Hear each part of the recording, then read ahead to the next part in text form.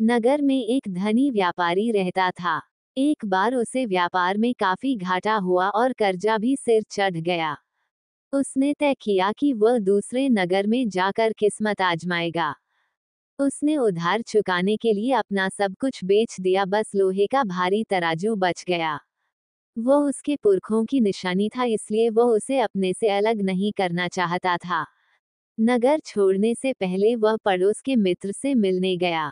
उसने उससे कहा कि वो उसके लौटने तक तराजू रख ले।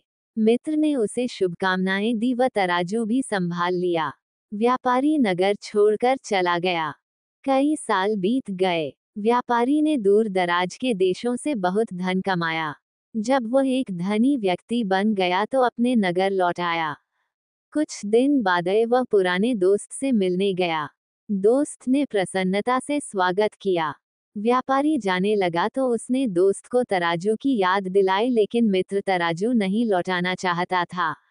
उसने सोचा कि तराजू को बाजार में बेचकर अच्छे पैसे मिलेंगे, इसलिए उसने कहा, प्यारे दोस्त, मुझे अफसोस है, समझ नहीं आता कि कैसे बताऊं, ये तराजू भंडार में रखा था, उसे चूहे कुतर कर खा गए।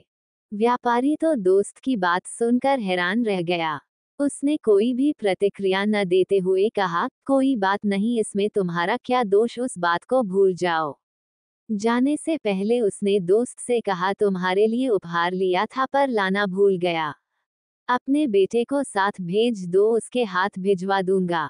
दोस्त अपने बेटे को साथ भेजने के लिए मान गया। व्यापारी उसके बेटे को अपने घर ले गया और एक कमरे में बंद करके ताला लगा दिया। जब बेटा रात तक घर नहीं पहुंचा तो मित्र को चिंता हुई। वह व्यापारी के घर पूछने आ पहुंचा। व्यापारी ने उसे कहा, हम लौट रहे थे तो बहुत बुरी घटना घटी।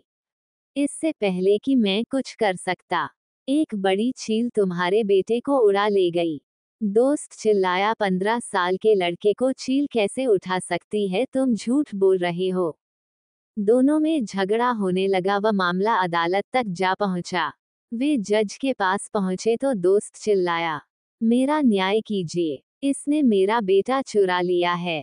जज ने सारी कहानी सुनने के बाद व्यापार से कहा, इसका बेटा लौटा दो। हुजूर, उसे तो चील ले गई, व्यापारी ने कहा।